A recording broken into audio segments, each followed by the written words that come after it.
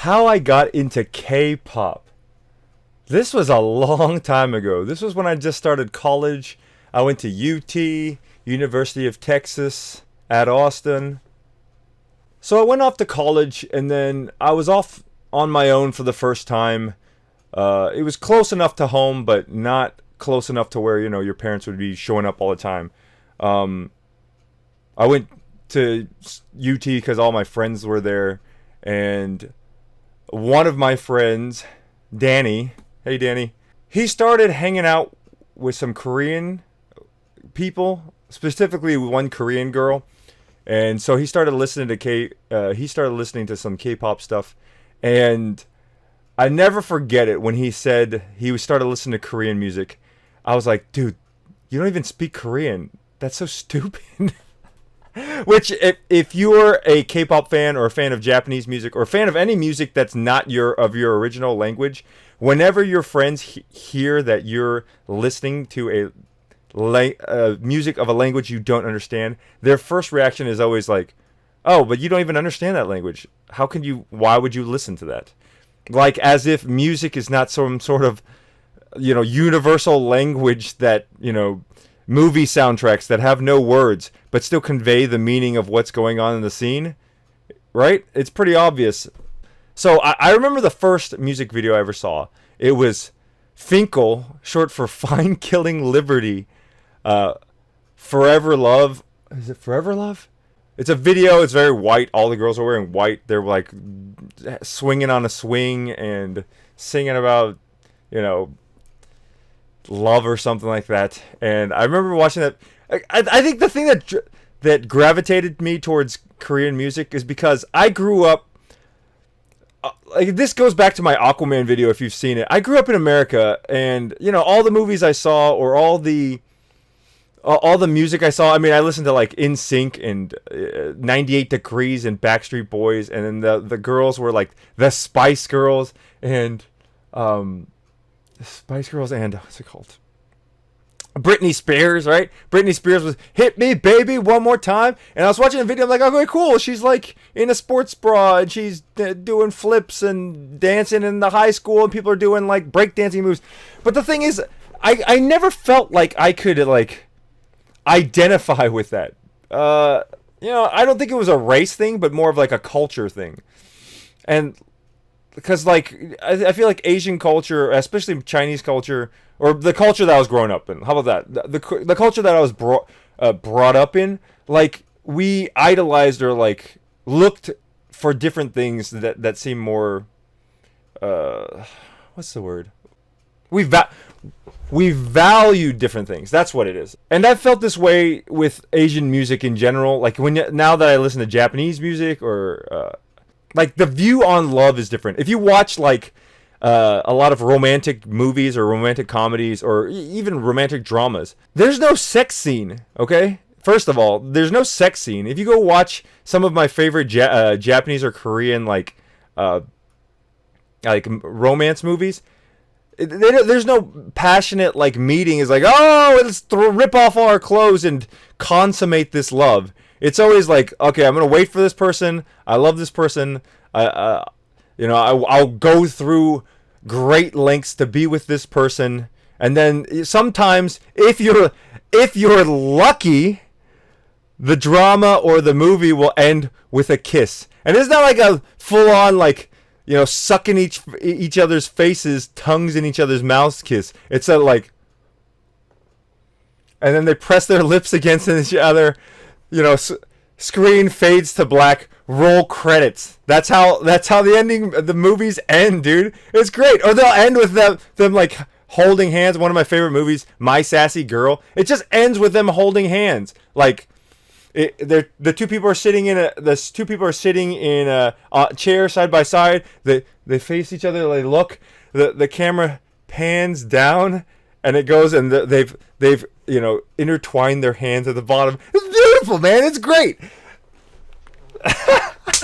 And it's funny because through my experiences traveling the world, seeing idol shows everywhere, I've talked to so many people of different countries, and they kind of echo the same sentiment. They're always like, oh, why you Americans? Oh, this is from in Mexico. These are two fans that I met in Mexico. I started talking to, and they're like, yeah, why are you Americans? Why are you always about sex? Why everything have to be about sex? And I'm like, really? From Mexico? People from Mexico? Y'all think we're all about sex? Because I've seen TV in Mexico before. There's always big breasted women with big boobs everywhere on TV, but they think we're all about, like, Americans are all about sex. And I never forget it. My Russian friend, I love it. He always says, big American titties. Yeah, so like it's funny to talk to people from different countries because they see Americans like completely different. Okay, got way off topic there, but my getting into K-pop. Yeah, so my friend was listening to K-pop. He got me into K-pop. I started listening to that group Finkel, which is still a great group. They still have some great songs.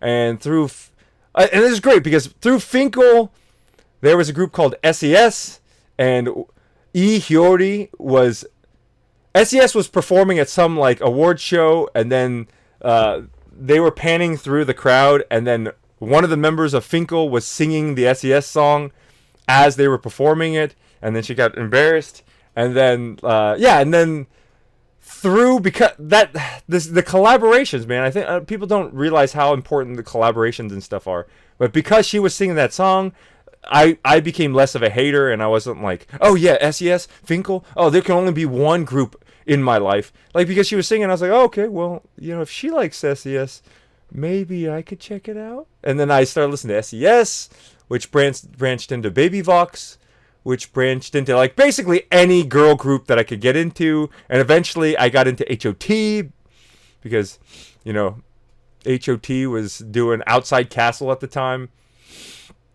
And then from HOT, then you get into Such Keys and all the other boy bands at the time.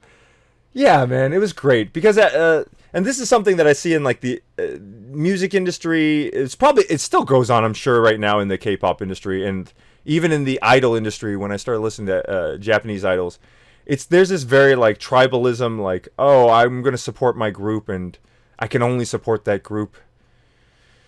But then if you evolve like a Pokemon, if you evolve, you end up realizing like, dude, it's music, and the more you can get, the more experience you can get, is only better, man. It's only more enjoyable the more stuff you get. Anyways, I really didn't explain very well how I got into K-pop.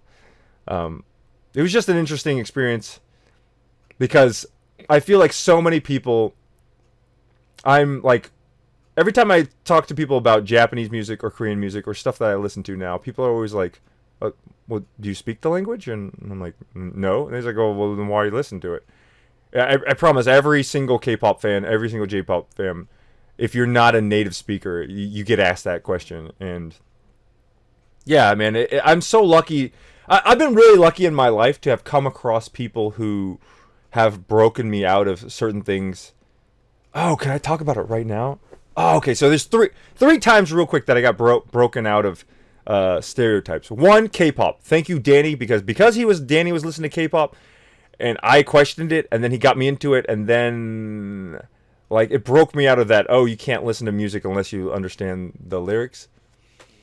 The second time was Naruto, because I was watching Naruto in Japanese, and it was getting released every week through like fan subs. And I remember they had just announced Naruto was coming out in America, and I was like, oh, great, man, now everybody's gonna like it, and I don't want to like something that everybody's gonna like, and all these kids are gonna be running around wearing forehead protectors. It's stupid. Oh, it's ruined. Like that. And then I remember my friend Mike was like, dude, why does it matter? Why does it matter if it's popular? Why does it matter if everybody likes it? Like, you should like something because you like it, and if it's popular, if it's not popular, if you like it, you should just like it, and it should have no bearing on other people's opinion on it. Should have no bearing on whether or not you like it or not.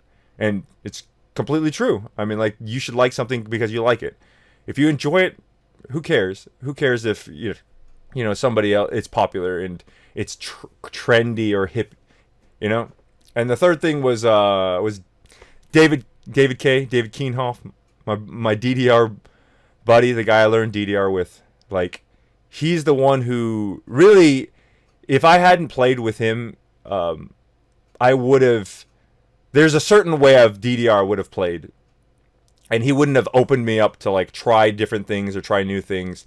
He's the one who got me to start playing shuffle and hidden and sudden and all that stuff.